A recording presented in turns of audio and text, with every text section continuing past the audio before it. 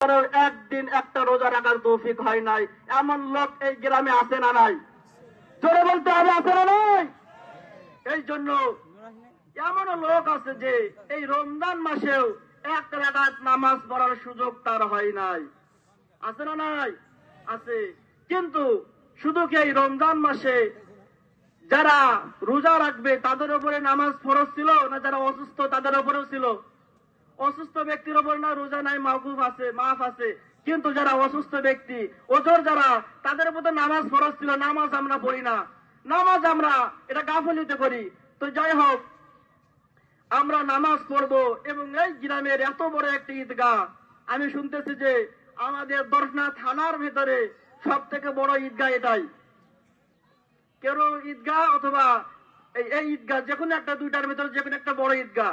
তো যাই হোক, এত বড় একটা জামাত হচ্ছে, আমরা সকলে মিলে একসাথে কাঁধে কাঁধ মিলিয়ে, কে গরিব, কে বড় লোক, কেউ ধনী, কেউ ফকির, কে ছোট, কে বড়, কে বুড়ো, কেউ যুবক, এটা দেখার সময় নাই। সকলে কাঁধে কাঁধ মিলে একসাথে ঈদের জামাতে নামাজ পড়ার জন্য আমরা একত্রিত হতে পেরেছি।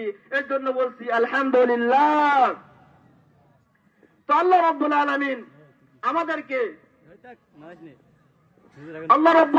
আমাদেরকে যে একটি রোজা রাখার পরে আবার আমরা এক বছর পরে এই রকম রোজা রাখতে পেরেছি, এই জন্য বেশি বেশি দোয়া করতে হবে, আল্লাহ আমরা যেন আবার সামনে বছর এইভাবে আমরা সকলে একসাথে হয়ে আবার যেন সিয়াম সাধনা করতে পারি, তারাবির নামাজ পড়তে পারি, জিকির আজকার করতে পারি, রাত জেগে তাহাজ্জুদ নামাজ পড়তে পারি।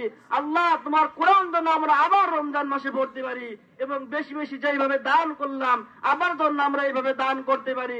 এই জন্য দোয়া করার দরকার আছে না নাই? জোরে বলতে আছে না নাই? আছে। এই জন্য আমরা সকলেই আল্লাহ রাব্বুল আলামিনের কাছে দোয়া করব। যাই হোক, বৃষ্টি আবার আসতেছে, জানি না কতটুকু কি হবে, এই জন্য আরেকবার দোয়া করতে হবে আল্লাহ রাব্বুল আলামিনের কাছে যে আল্লাহ আপনি আমাদেরকে একটু সুযোগ করে দেন, আবার যেন আমরা একসাথে হয়ে কাঁধে কাঁধ